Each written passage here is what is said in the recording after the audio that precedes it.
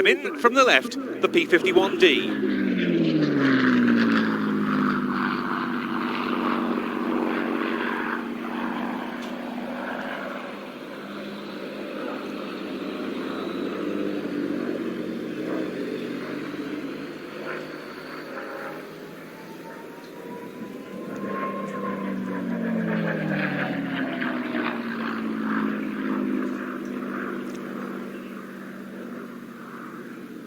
That British Purchasing Commission was headed by a civil servant named Sir Henry Self, grandfather, incidentally, of the author and columnist Will Self. And it was initially thought that the Curtiss P-40 family of fighters would suit RAF needs. We were desperately in need of more fighters, owing to the pressure on Britain's own aircraft manufacturers. However, one of the companies that Self and his team went to visit in the US was North American Aviation of Dallas, Texas. They were already turning out Harvard trainers in quantity for the RAF, and doing so impressively. They were indeed exceeding the planned production schedule, much to the pleasure of the British Air Ministry. The North American team managed to convince the British Purchasing Commission that they could come up with a fighter superior to the Curtiss P-40. And so it was that in record time, a matter only of a few dozen days, they developed a design called the NA-73.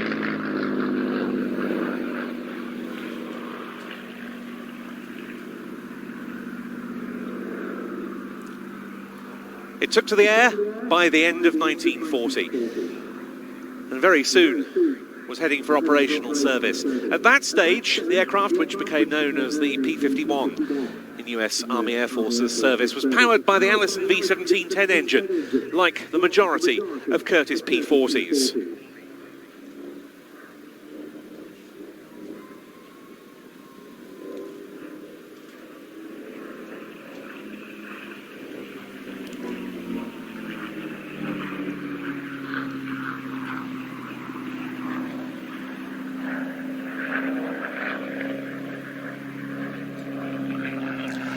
While the V1710 was a very dependable power plant and gave the Mustang excellent low-level performance, it wasn't so good at higher altitudes, the sort of regime for which the P-51 had in part been intended as a long-range bomber escort platform.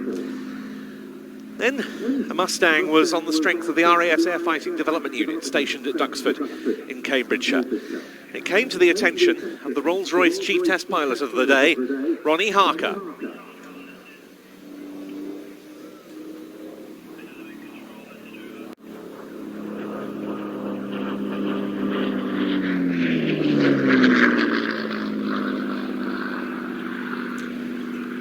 Harker, the boss of that unit, Ian Campbell-Ord, felt that the combination of the Mustang airframe, which was extremely aerodynamically efficient, with the Rolls-Royce Merlin engine would produce a real winner. A conversion was undertaken. Harker test flew it again at Duxford.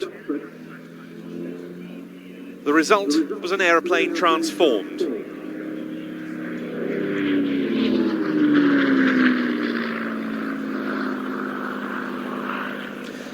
One problem was that Rolls-Royce production of the Merlin was all being earmarked for British-built aircraft in the main, the likes of the Lancaster, the Mosquito, and the Spitfire, to name but three famous examples. So, production was to be undertaken for the Mustang and certain other applications, including some Spitfire marks, by the Packard Company, the automobile manufacturer in the United States.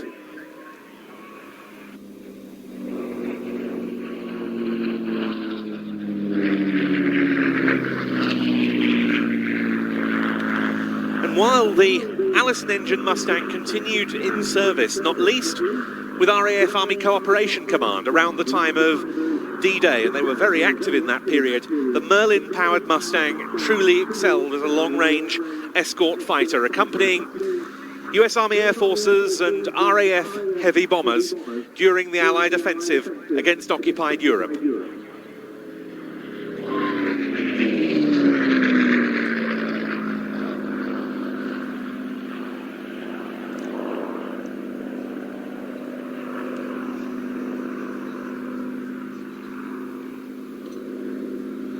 These aircraft were able to accompany the likes of the B-17 Flying Fortresses, the B-24 Liberators, the Lancasters and the Halifaxes, all the way to their targets in occupied Europe, conduct combat against enemy fighters if necessary, and then return.